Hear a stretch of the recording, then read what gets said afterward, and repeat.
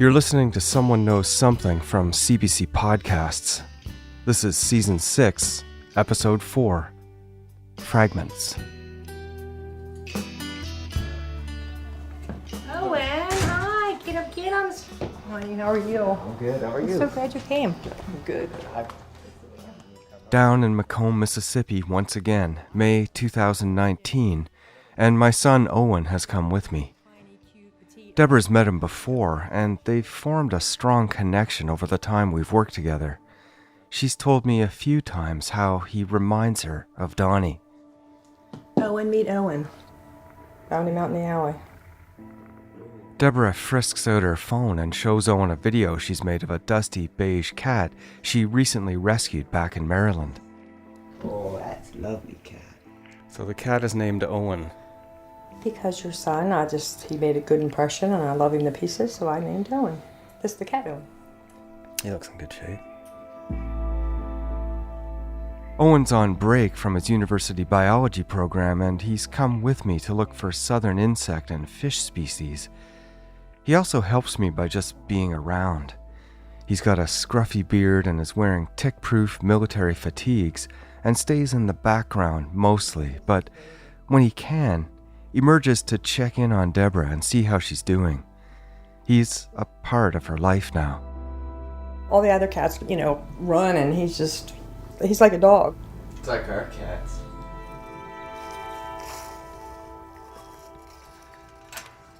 Debra's paying for a new dig to search for Donnie's remains at Dr. Noble's farm. To prepare, we spoke a few months ago to Marcy Haddad, someone who knows a lot about the property, among other things. Hi Marcy, how are you? Thanks for coming. We've been sort of walking around a bit. If you could just kind of take me around the property and show me things, and we can chat about things. Yeah. Marcy is wearing a thin V-neck sweater, jeans and Wayfarers. She's in her late 50s, and I've asked her to come out to the Noble's farm to show me around. She used to visit here often and even lived here for a while. And we moved down here when I was third grade. She's also Shane Gunther's sister. Shane and your brother Freddie, you have other siblings? Or No, just the two brothers. I'm the middle child. Freddie and I are close in age, a little over a year apart, and we were always very close, and then 8 years. I'll have to talk to Freddie at some point when the timing's right. Then Marcy mentions her other brother, George, or Shane Gunther. And then 8 years later, George, which was his given name, was born. And he was born in California, and just, he was just our little baby. He was like a little toy to us. But as we got older, he kind of just did his own thing. I let the moment pass without comment. We'll come back to Shane, I'm certain. Marcy keeps talking and tells me that her grandparents built this house in the 1950s. Her grandfather had been hired out of Chicago to work at a nearby box company. And we would come up here on the weekends and spent so much time here. It looked a lot different then. We had more trees. There was a long line of pine trees on this road here. You felt like you were in a confined little spot coming through here. So what is now Dr. Noble's farm was used as a cottage or summer property by the Gunthers. It's unclear to me exactly where her family came into money along their timeline, probably not just the Fernwood Box Company. But by the way Marcy talks about her life, her travels, and childhood, it's obvious that she comes from a considerable amount of it. We head down to the barn area where I want Marcy to show me where she remembers the burn pile being. It's going through into a clearing in the woods here. I remember burn piles being here. Right in this spot, right where you are. Just around here. Yeah. Marcy is standing several meters to the south of where the previous trench was dug. The trench barely covers a quarter of the area Marcy is pointing out. Could police have dug in the wrong spot? They think the center of the burn pile is in the middle of that line. No, that's too far away. That makes no sense. Think about it rationally. Why would you put a burn pile way over there when your only source of water is right there? So you're positioning the burn pile like quite a bit. We should say the center of it is there, kind of thing. And that's about, 50 feet from the barn? Kyle said that when he arrived, the wood was already stacked in a neat, high pile. It was always prepared here with sort of stacked wood in the middle? No, we never stacked the wood. You just threw all the stuff in the middle, and then when you got to it, like here, this tree, you'd cut it up and you'd just throw it right there in the middle. You'd throw it where the burn pile, wherever you wanted to make it, and then once, what got too big, then you'd set it on fire. Usually we left it for the summers, and there was always a hose here, and whatever you burned, in my world, had to be close enough to the hose, because there was always a fear that we would catch a fire, because there were thousands more trees. And I've seen 2 photos from Marcy's era that show fire pit wood on the property.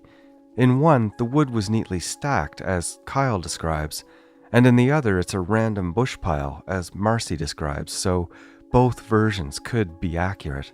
And Kyle remembers a spigot for a hose being close to where the fire pit was. I kind of remember there being a hose that we brought to the fire, close to the fire that we... Looking over at the corner of the drive shed, I see a corroded spigot for a hose. The details matter, and they add credibility to Kyle's story. A burn pit near a barn, a spigot, but differing stories about piles of wood.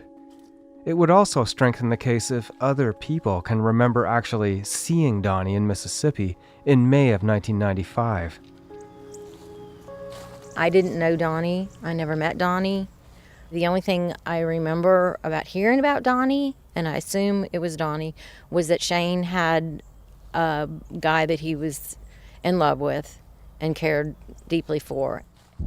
Marcy remembers Shane asking both she and their mother, Sue, if he could bring a friend to the farmhouse about a week before they arrived in the spring of 1995. And Shane was coming back, I guess, to get his dogs from Mom, because Mom had kept his dogs for a while, his puppies. And Shane was coming with a friend of his.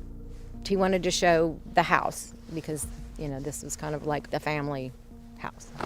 And said, can we stay there? And I talked to my husband, and we both were like, no, I don't think that's a good idea. He can stay with Mom or my grandmother. They were all living in town, so there was no reason for them to actually stay here. And he kind of got pissed off at me. He was upset that I wouldn't let him come stay here, which was like, I didn't really understand what the big deal was anyway, And then after we got in that little tiff, I just didn't think he would come by. I think maybe he had made some comment to me, like, oh, well, we're not, whatever. I don't know if it was weeks, months. The police came by and said that Shane and Donnie had come by the house and spent some time here. Marcy says she didn't even know that Donnie was in Mississippi until the police came to her door many weeks later. So police came. About it. Police came.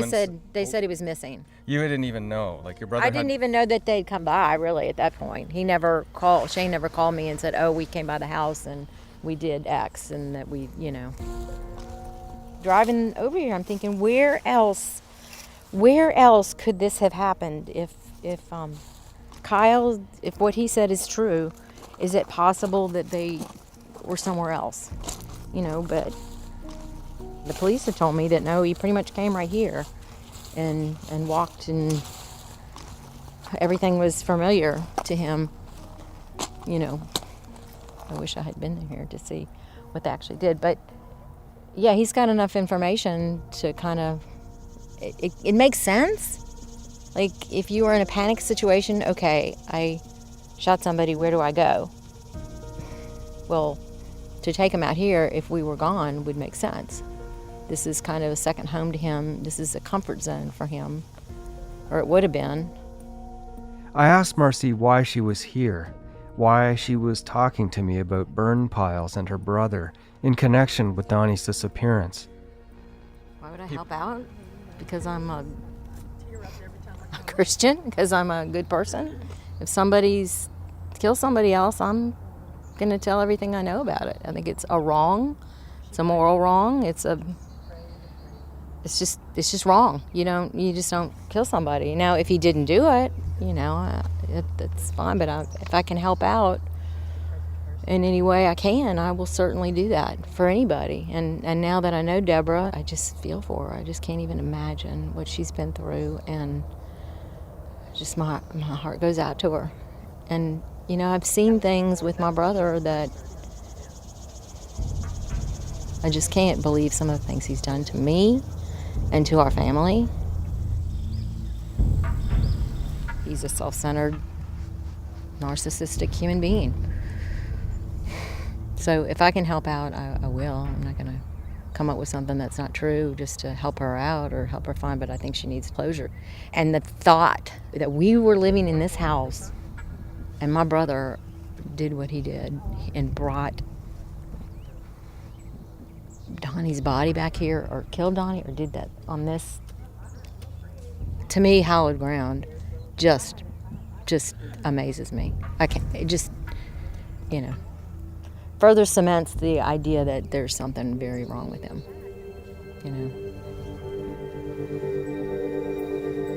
He was always very abusive to my mother, like mentally, emotionally abusive.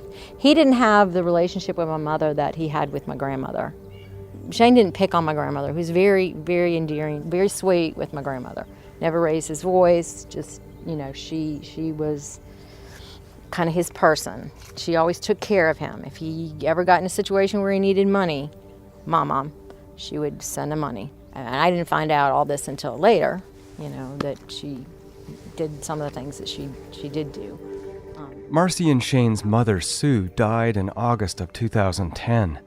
She would have been a valuable potential witness to the Izzet case because she was in the area at the time. What else did she know apart from what she said to Debra in that phone call in October 1995? In that call, Debra says, Sue described in detail seeing Donnie in Mississippi and witnessing an argument between him and Shane. But according to the police file, Sue made different claims to them. Possibly the most perplexing, Sue says Donnie called her in June of 1995. This would have been days after the events that Kyle has told police about. Donnie called, Sue says, and asked where Shane was. But Debra is adamant that Sue never uttered this detail to her. And police were never able to substantiate Sue's claim of this alleged call from Donnie. I wonder if Sue knew more than she was letting on. Did you ever get the impression that your mom knew something more about this? She never said anything about it. We never talked about it. At first, I've been like, there's no way Mom would have hidden anything, or my grandmother would have hidden anything from me about if this had happened with Shane. They wouldn't have protected him. But, I guess with your kids, you just pretty much do about anything.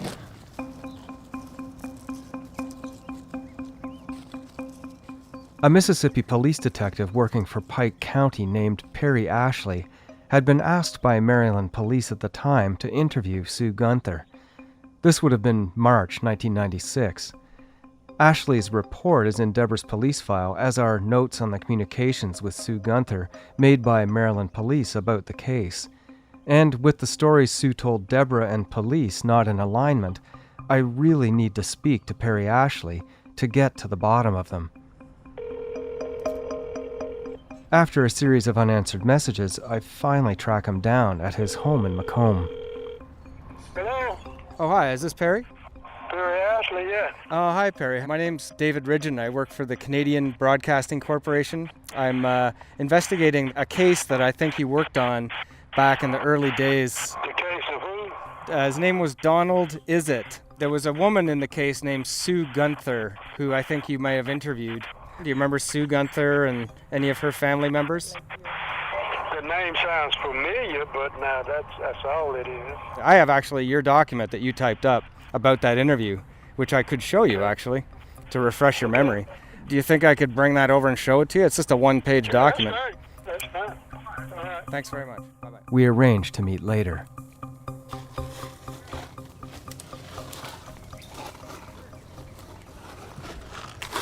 Who's in charge here of this group here then? Morning.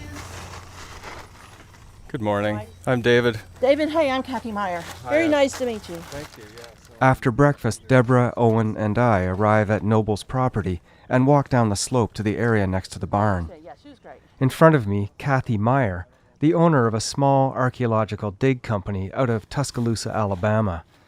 She's in a hat and blue t-shirt and carrying a square-ended shovel. Spread out across the field next to the barn, a team of other diggers, each delicately scraping and brushing aside the top layers of soil, millimeter by millimeter, in 4 or 5 areas they've deemed look right for an historic fire having been there. It's actually the first project like this that we've worked on. Everything else we do is related to prehistoric and historic archaeological sites, historic structures, historic cemeteries and stuff. So. Same principles apply though, right? Yes, exactly. What we're doing here is the same exact thing that we would do when we're testing in any archaeological site. Okay, Marcy's at a picture that said, I found a pic where we burned at the far spot where we first moved there. Can you see where it is? Is it there? I mean, is that what we're looking at, those trees? Marcy has texted a photo to Debra of another area where they used to burn, but it's hard to figure out exactly where it is in relation to the way the trees are now. Owen is good with tree identification, so he's called over to see if he can figure it out. Hey Owen, have a look at some of these burn pile pictures. We want to figure out historically the trees in the background, what they became later, and the positions and the sizes and ages. And then if you can figure out which direction they're taking the photo from, you might win the prize.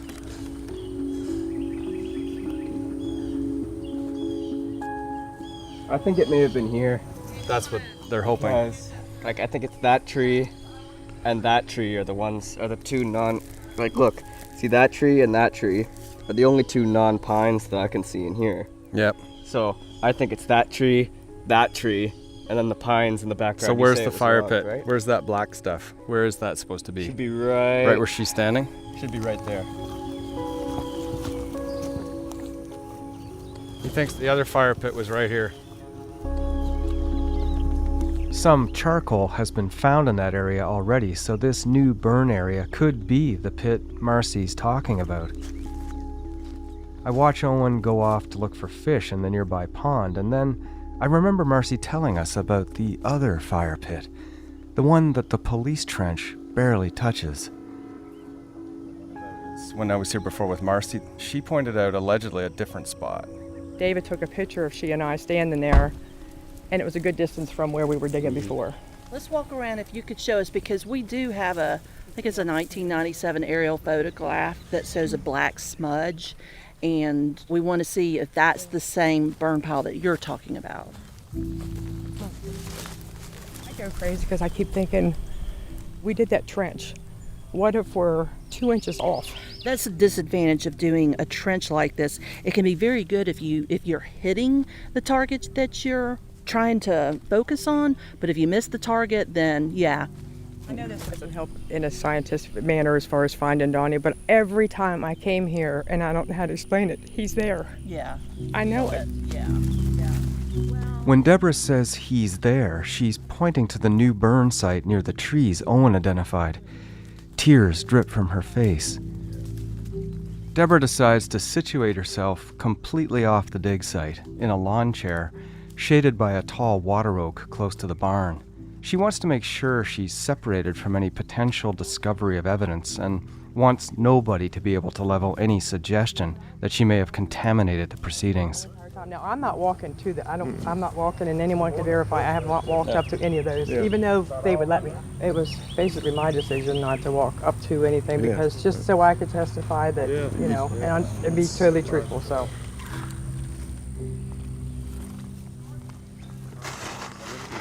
Gotta find some orange.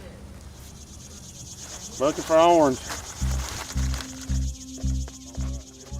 Each scrape of the shovel reveals dirt of different colors. Black, grays, reds, oranges, all indicative of the soil's past. Over time, the ground and its contents can shift and flow with wind and water erosion away from the place of origin. and a skilled eye is needed to follow the color lines back to their source. Certain colors with ash present can indicate a hotter burn, the kind of heat an 8-hour-plus fire might make. Jeff Meyer, Kathy's husband, in a big straw hat, is trying to follow a vein of orange now. The orange means that fire's gotten real hot out here a little bit. So it's kind of ashy here, but the ash is kind of moving this way, so it's going to be just a tad deeper down here. So you got that modeling. It's kind of an arcane-seeming science. Lynn, this is David. Nice to meet you. He's with Canadian Broadcasting. This is Lynn Funkhauser, and this is... The most experienced forensic digger on the site is archaeologist Lynn Funkhauser. Lynn is mid-30s and is as focused and meticulous as she is covered in dirt. She's doing her dissertation at the University of Alabama on an analysis of cemeteries and has been doing digs at crime scenes for over 10 years. What are your feelings on the areas here? I think it's all potentially more complicated than we had originally anticipated. I think that might be true for any archaeological investigation and certainly any crime scene, and this conflation of the two just seems to have brought it out even more. How much soil would accrue over whatever since 1995? Are we talking inches, feet? Probably just inches, right? Or Inches. inches. Because ash will compact, right? Or dissipate somehow? Or? It depends on what they do with it. Because, to the best of our knowledge, they let the embers cool before they were deposited. That'll actually help promote structural integrity post-deposition. If they had buried it while it was hot, the weight of the earth would have further fragmented it and further dispersed it into the soil matrix. So if our information is correct, and we are looking for a depositional event, then we should be able to find it and find it intact.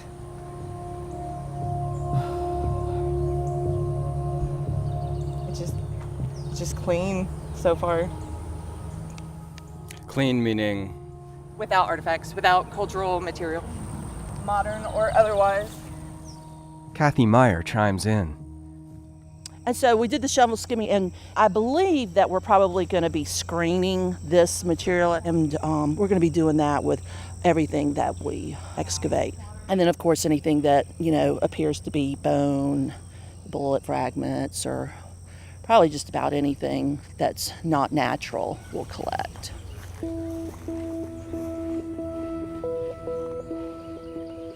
Once hotspots, charcoal, and ash are found, the group carefully takes samples and sifts them through large wooden-framed screens. Objects from 1 centimeter and larger are left on the screen, while the rest drops to the ground. Anything that catches their eye as different is kept. Even though this guy thinks he cleaned up all the human remains, he didn't. Right. There's still stuff out here that he would not have recognized as, bone. And so it's just a matter if we can find it in a real discrete pocket. What happens at the point where you find what you think is a human remain? Or Basically, the plan will be, it's very possible we'll come across bone and it'll be such a small fragment that we won't be able to tell if it's human. So we would collect that too. Okay. But if we did run across, we would go ahead and contact the DA.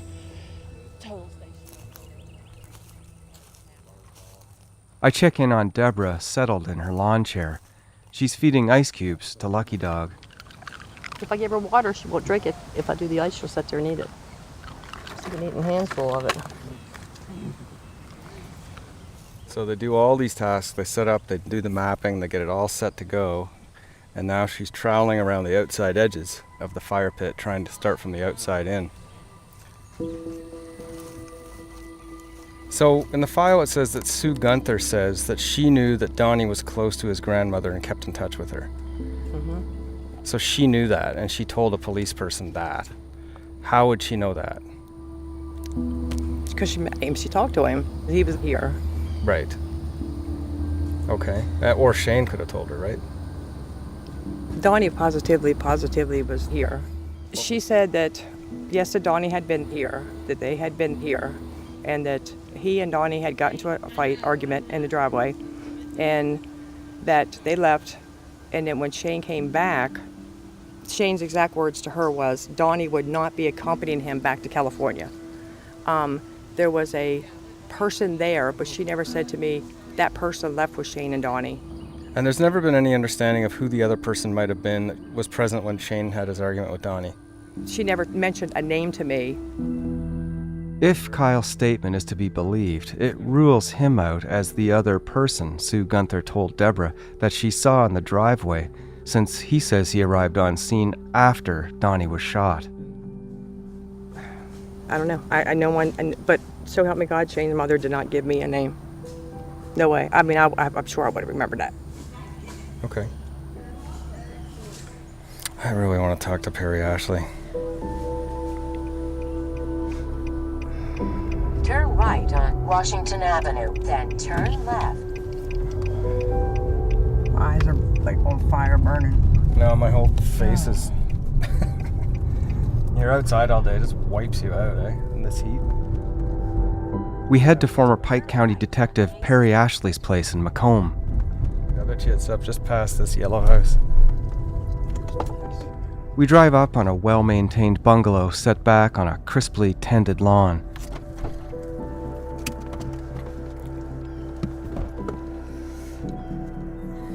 Mr. Ashley. Thanks so much for taking that call. This is a microphone. So I'm a journalist, and I'm working with Debra Skelly. She's Donnie's mother. And Shane Gunther was the name of the person who allegedly had killed Donnie Izzet.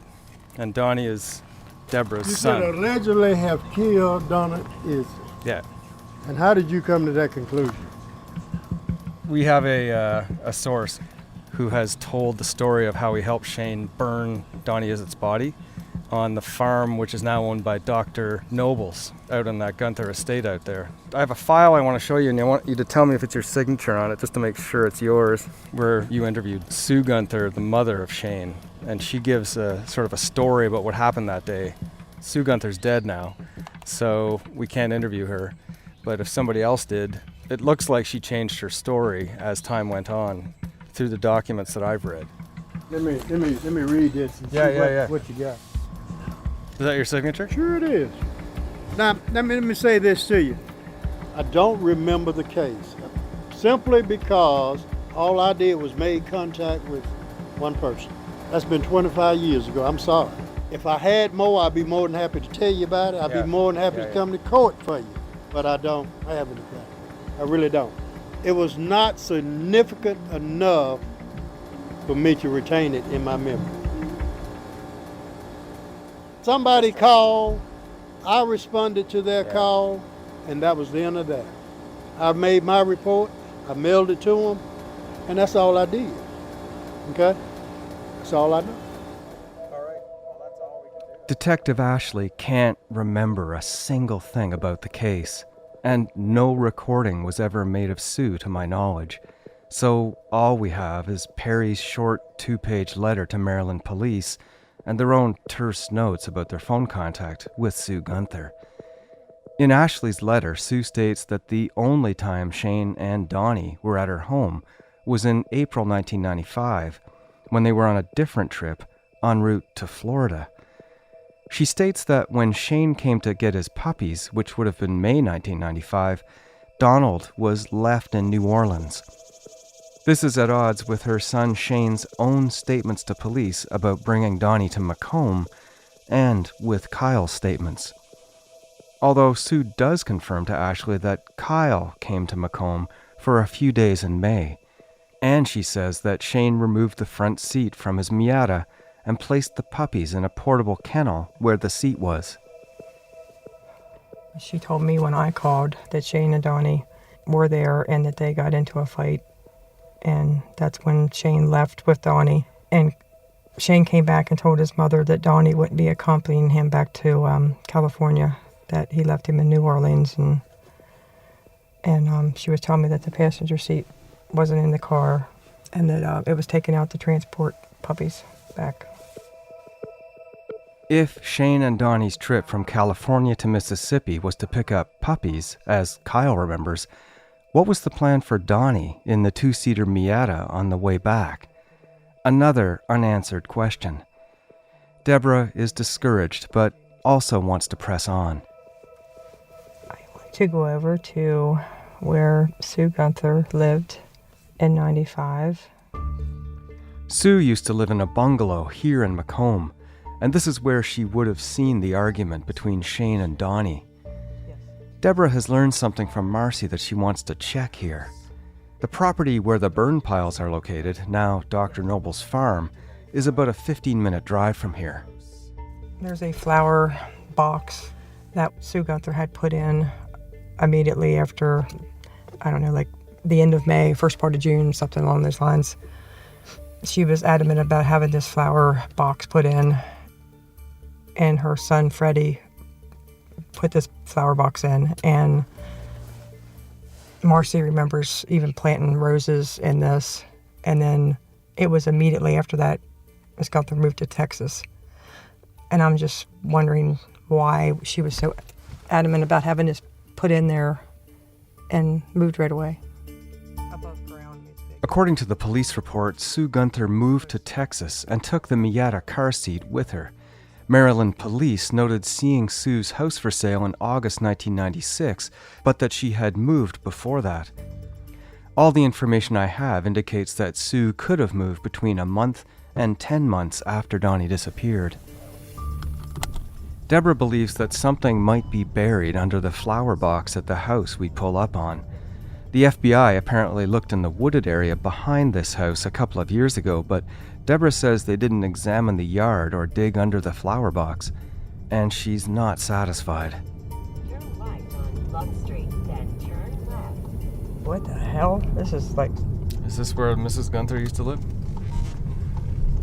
Yeah, she's on Lakeview. Well, we're going to go to the front and then right to the back and let's see. Big house. We get out of the car, but I hang back in case first sight of my microphone setup might discourage the current occupant of the home from opening the door. Debra walks quickly up and knocks. Nobody answers, so I watch as she walks beside the house and jumps the fence into the backyard. Debra's just gone behind this house to see a flower box in the back. There's another dog barking at her. Then the front door opens, and a bleary-eyed woman in a bathrobe appears. I move into action with Debra still in the backyard of this woman's house. Hello, sorry to wake you up there. I'm with a woman who wanted to know about one of the flower boxes in the backyard here, because there's a case involving her son, and it's nothing to do with you or the occupant of this house, but is there a flower box that was here when you moved in at the back of the house? Just then, Debra comes around the corner and joins seamlessly into the conversation. Well, I just been living here like 7 years. And is there a big flower box? Built above ground, made out of wood. I was here 3 years ago when they were digging out back. And the FBI had the street blocked off. That's my son they were looking for. They were suspicious that maybe the remains of her son were buried in the backyard. But the woman, whose name is Greta, tells us that the boxes are no longer there. Could we just have a little look to see where it used to be? Because she knows where it used to be in the backyard there. I just want to see it. Can she show me where it used to be? Is that okay? You can go around to the side. Okay, yeah, we'll go around. Thank you. Where was it, Debra? Off from the patio. It was over here? The glass sliding patio door.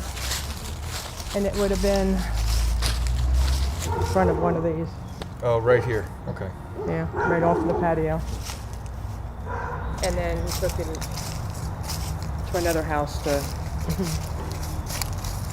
couple miles from here, and actually that's where they burned his body up. Oh my God. Ma'am, I'm so sorry about your son.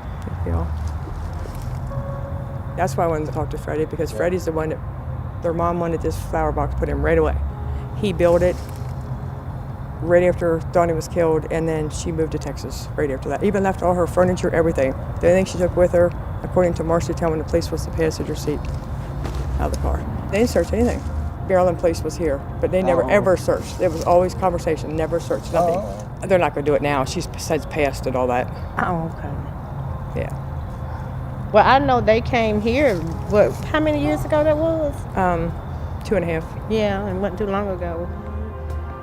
But thank you very much for your time. And Yeah, thanks. Sorry not to shooting us scare you. I ain't gonna shoot nobody, but I'm just saying, be careful. You know, I hate that so bad. Debra shares her theory on what happened to Donnie with Greta. So he's not in jail? Not yet. But a person that helped him has confessed everything. Oh, so he's gonna be in there soon. Hopefully, yes. Well, good luck, honey, because he don't deserve to be walking around. That's for sure. My But Lord. we're close.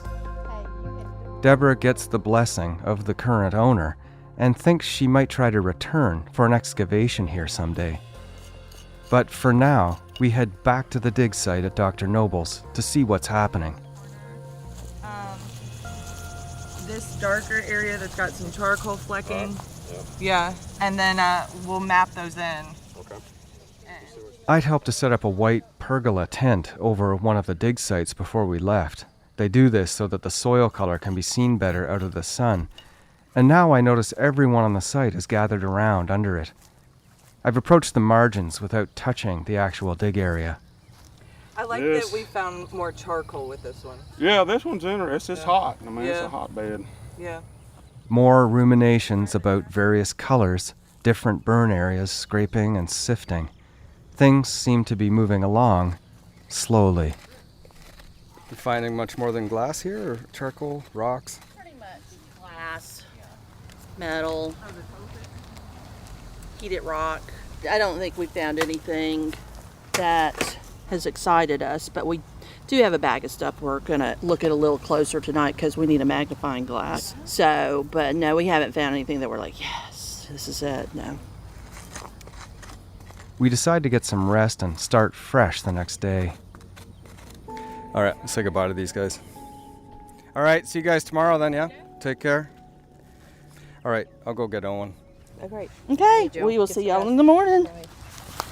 Have an uneventful evening. In my mind, I just want to dig the whole entire area, and I know the money, everything's always money. I mean, to have it done. Debra is going into heavy debt over Donnie's case, and paying for the dig out of her own pocket is just a part of that. I set myself crazy, just everything. It's like, maybe I'm not doing this right. I mean, like, I pray a lot, but last night it was like, well, just maybe if I do what you're supposed to do, because I was Catholic and you kneel and you know, whatever. And so I kneeled beside the bed and was praying. Like, maybe I've been doing it wrong. It's just crazy. Well, I don't know that there is a right way I know, to pray. There is a sort of, it's just, I'm no expert on prayer, don't ask me, but it's crazy. So I'm even more angry, or I'm more confused on why we're still studying here, and I don't have a conviction. I don't get it. I don't understand any of it. I mean, I just can't understand how you could say, I helped bury this body and I did all these things, and this is when I did it, this is where we did it, and nothing happens to you. I don't think anybody listening would question that. But how does Kyle, how can he tell all this stuff and nothing's happening? They're not going after Shane. I don't get it. I don't. They can go after him, they can try, but they say they need to have the peace.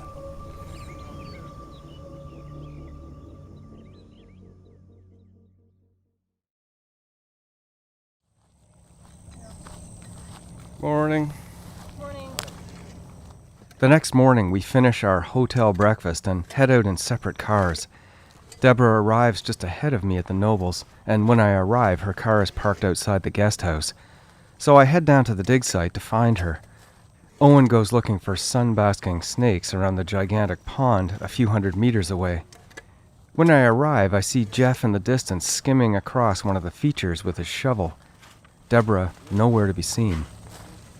Looks like it's a charcoal. Yeah, that's got a little clay cap on the top that's kind of going away, and we're getting down to some charcoal and ash now, so not really sure how deep this is going to be. Right. But today should get interesting, so be on your game, because it's about to happen here in just about an hour or two. There's something going on here, I can tell. Then a text comes in. Just got a text from Debra saying they found human remains. So now I'm gonna go back up to work. I guess she is. As I near the cottage with the carport, Debra emerges looking completely shattered. Tears are streaming down her face. What's going on? They found human remains. Who said that? They called me in and started hugging on me and crying. And they didn't want to tell anybody or do anything until they told me, because they wanted me to know before they called law enforcement. But they won't let me see it or take pictures, so I need somebody to take pictures, please. Okay, well, let's go in. They can't. They won't listen. They won't talk to me about it? Oh, no. Nothing. They're strictly guarding it. Wow. How did they confirm that, and where did they find it? Where the tent is, under the tree and all that stuff. I was wondering where you went. I went up the door to take the cooler in to get my water and put in the cooler, and the door was locked, but I could hear them in there talking. This is weird. And they opened up the door, Lynn did, and it's just for a little bit, and she stuck her head out. I was like, this is weird. And then she told Kathy it was me. Can I let her in? They said yeah, and they just stood there. They were teary-eyed and all that, and they just started hugging on me and said they found it. Wow. Well, I'm gonna have to go over and ask them. After a bit of convincing, Kathy and Lynn give me a rundown of what has just transpired. Yes, so we found within what we're calling Unit 1, 3 fragments that have the appropriate consistency of bone, one of which is an absolute. So one of the fragments is definitely bone. I think it is very probably human. We're gonna need a second opinion to confirm, preferably a specialist in cremated remains. When bone burns over time at high temperature, it changes in composition and size. Burnt remains are one of the trickier areas of forensic science. This is underneath the pergola there? Yeah, Unit 1, Feature 1. Unit 1, Feature 1, yeah. And was it pulled out yesterday? Like, I remember pieces of charcoal being brought out while I was standing there. That's the kind of stuff that you're talking about? That's the kind of stuff we were talking about. We needed magnification, and we needed to clean it up a little bit before we could be sure. And that happened last night. So the process from now on, what's the difference now? It includes decreasing the screen size. So we've got inserts into the screen. We had originally been using 1/4 inch, and now we're going to move to something much smaller so that we can get finer grade material. We've been collecting all of the back dirt on tarps just for this situation, so now we can pull all of that earth and screen that as well so nothing is lost. We'll widen the perimeter around Unit 1.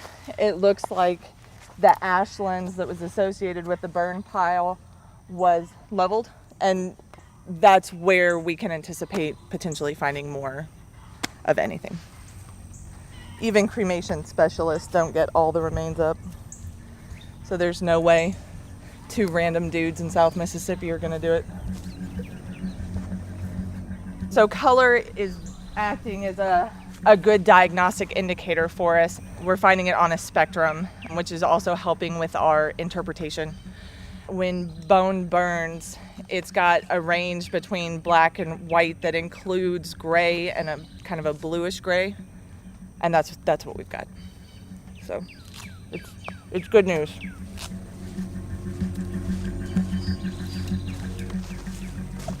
I'm totally impressed, and I'm so grateful. so grateful. And of course, we're happy to help. I'm so glad. I'm so glad this has ended well. Fingers crossed.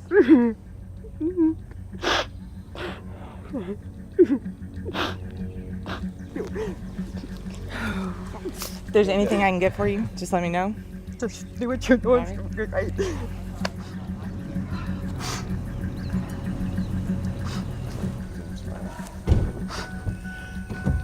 Hi.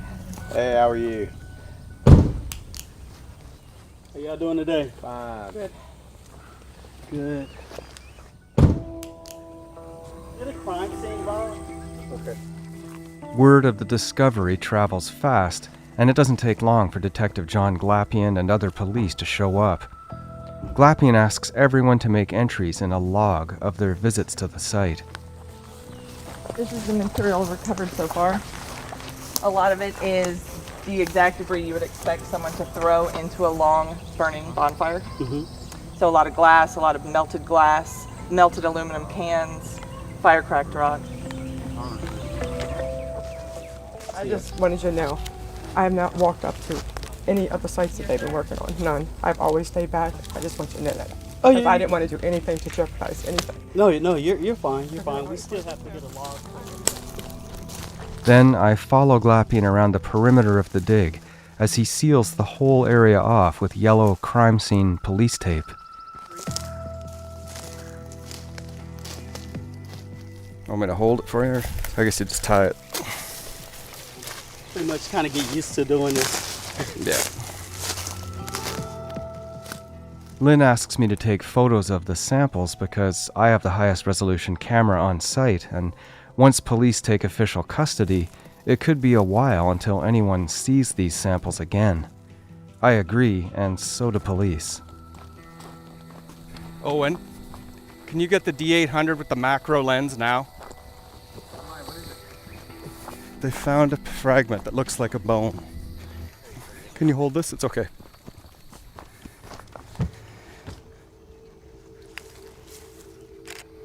I'll give you guys everything I take too.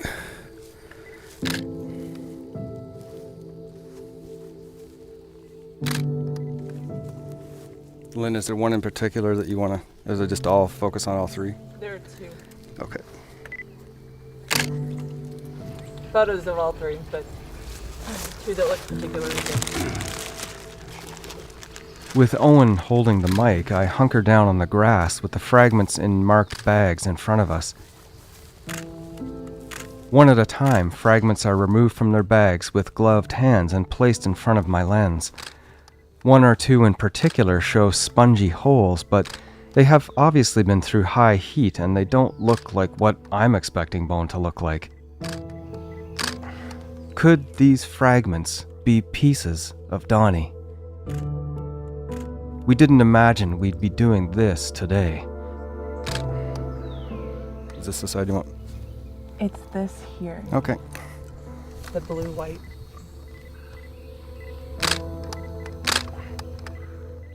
That good for you? Oh, it's good for me. Police want me to email them all my photos, and I agree.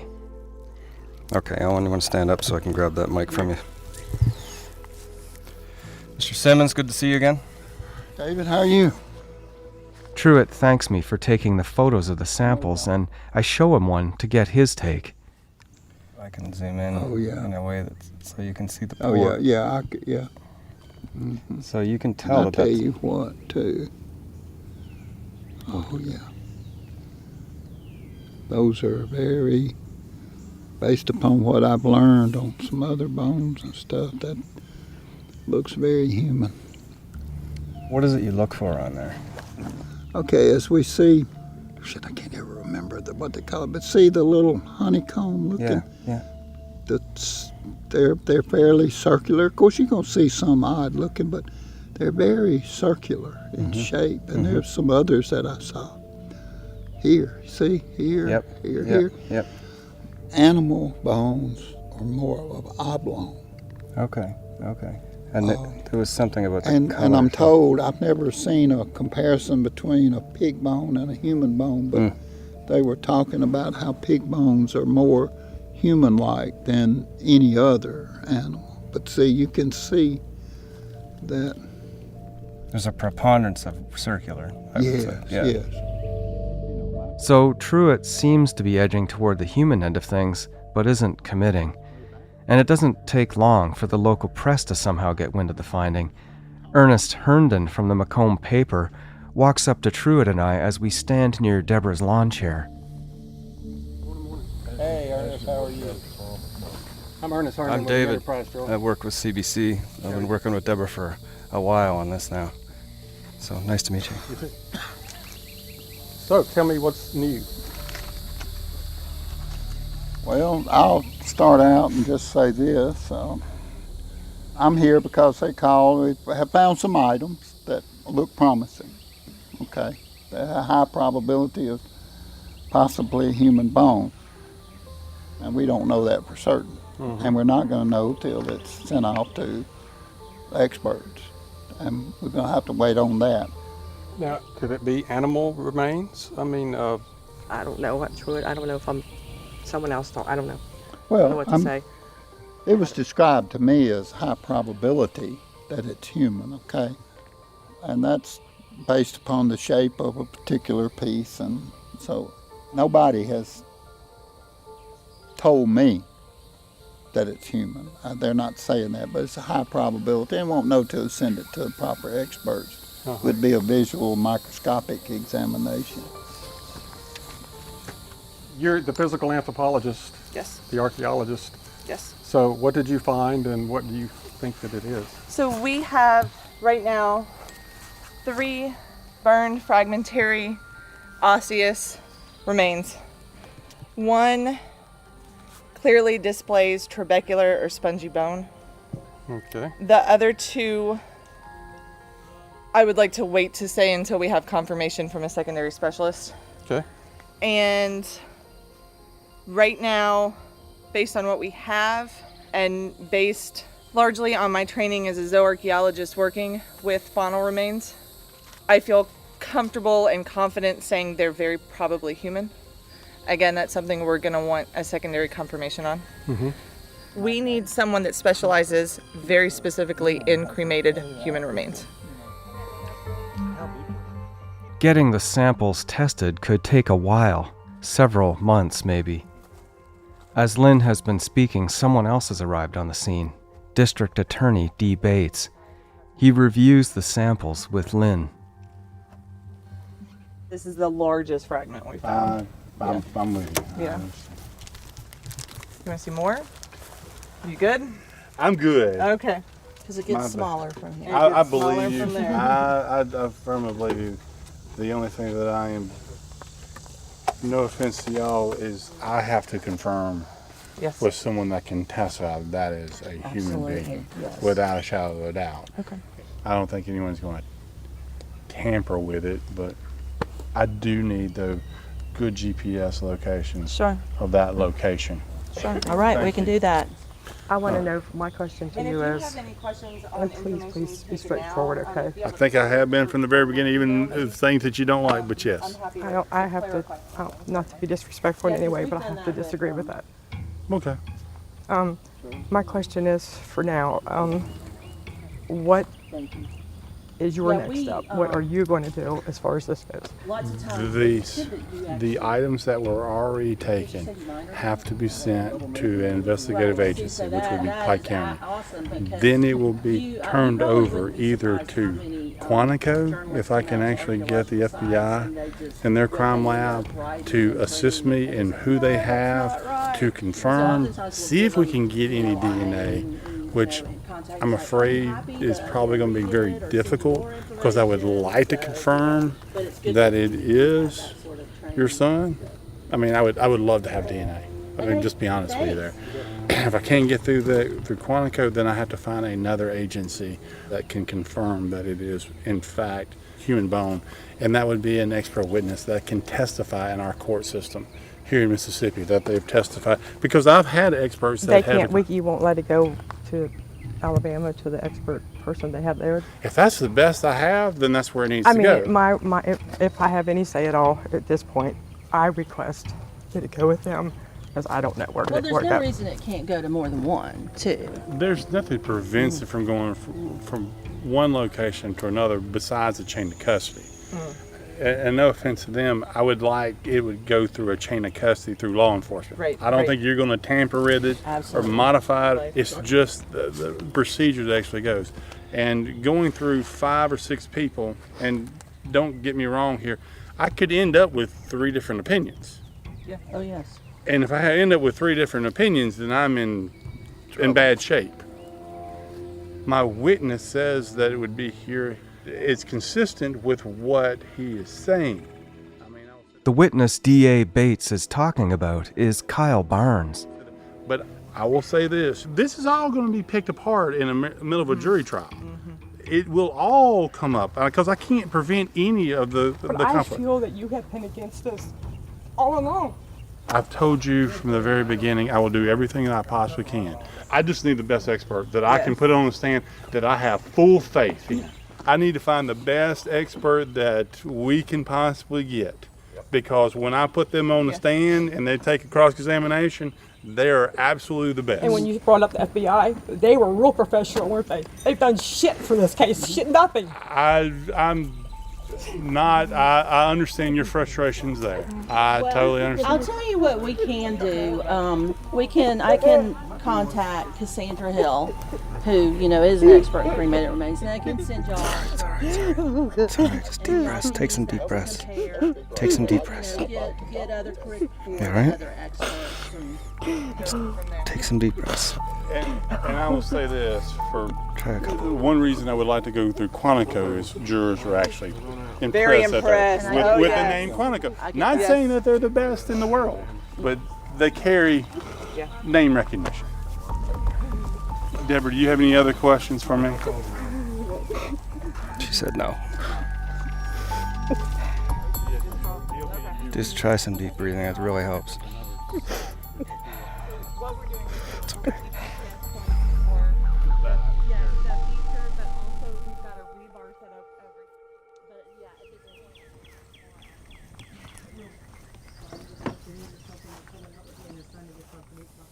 So there's no way a person like you tells a family member without being really sure, right? Right. There is no way. I would never put her through that. And it's very common for family members to be on site, and they're usually women. You talk about women's work and the emotional burdens that they carry for the family, and that extends well into death. It's usually a mother or a sister or a daughter that's pushing and pushing and pushing to get a crime scene worked or to have investigators come out, and so they're usually on the site as a consequence. Would never, ever tell them if I wasn't sure. People draw away and the energy in the air begins to ebb. Can I get some help? Yep. What would you like? Just hold that like that. The next day, the findings are all bagged up by Detective Glapian.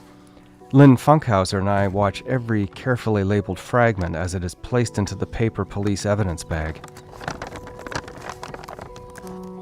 Another fragment catches my eye, a bullet casing labeled as a .22. I had heard about it but not seen it. Glapian instantly recognizes it as a different caliber. So this, I did want to show this to you. We found this like in final cleanup when we were getting ready for a photo. So it was in the test unit. No, this somewhere. is not a 22 caliber. Oh, what is it? It's 380. 380 is larger than a 22. Okay, gotcha. And it's not melted, but we thought it might be of interest. And then these are all the possible bone samples that we have. So There is a big one in the pile.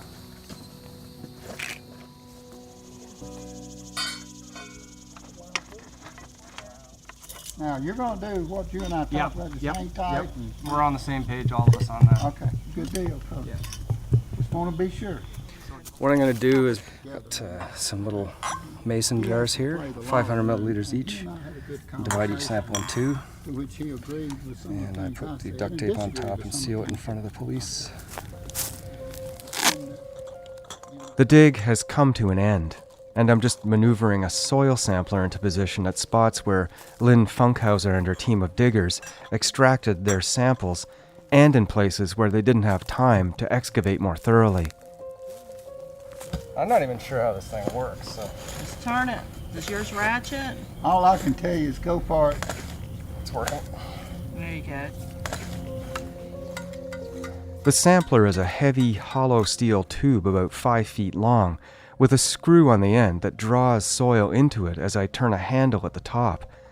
I want to eventually share the samples with 2 different cadaver dog specialists, Kim Cooper from Canada and another team from Nevada headed by a woman named Mary Cable that specializes in burnt remains. So dividing it in 2 because 2 different dog teams, if that comes about, right? So that's where there's 2 jars. What do you think? Good spot right there? Yeah. How deep do you think I should go? I never Deeper? heard the word free until Why not? Okay. Yeah, let's get you a good dark spot. A darkest burn. Yeah.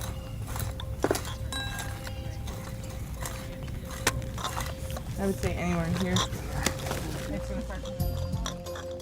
It will take some time for these samples to be assessed by the dogs, but if they hit on any one of them, it could help determine if Donnie might be here.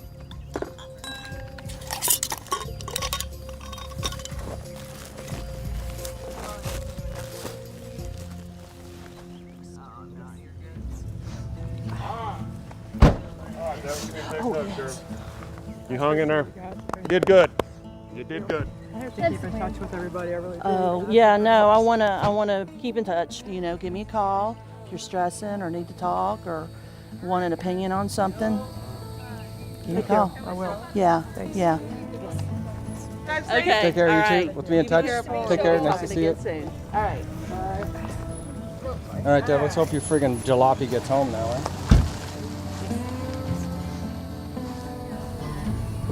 Want to get out of here? I am like beyond drenched, beyond soaked, beyond everything. Getting soaked and drenched, the same thing now.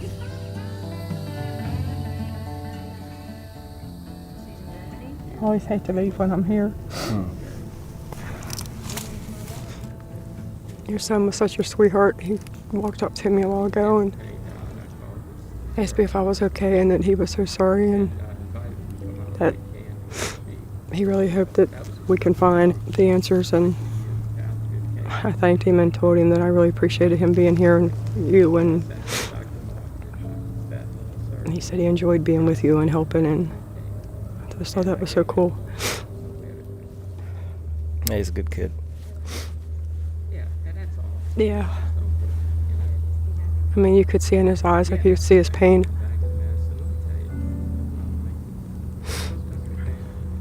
I get worried just letting him walk around on this property here. Oh, yeah. I don't think I can imagine being as worried about anybody as him, actually. So I feel every inch of every part of your pain on this. Probably all victims' family members will tell you that all they want to know is where their loved one is, where they finally came to rest. They want their remains in sight and in hand, and if they can have that perpetual painful unknown removed from their minds, many will say that the hows and the whys and the delivering of courtroom justice almost don't matter. Debra has to wait to know for sure if the fragments are Donnie, but the discovery has already changed her posture, her mood, as you would relax after throwing down heavy bags from a long, dark trip. While we wait, there's some unpacking to do. The police file offers some other directions, and for now, as we drive off the Nobles farm, Debra doesn't look back. But she's not done.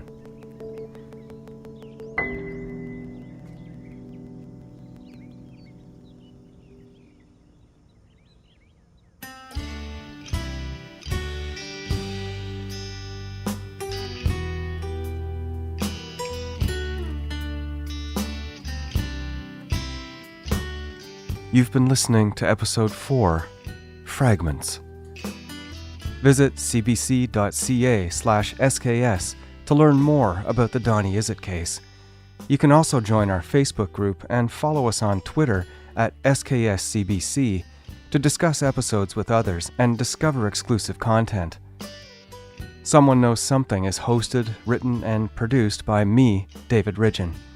The series is produced by Eunice Kim, Chris Oak, and Cecil Fernandez, with help from Mikala Rana and Emily Cannell.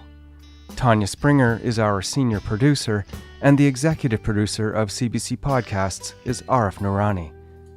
Our theme song is I Once Was a Bird by Justin Bird. Down the dirt road into the cold.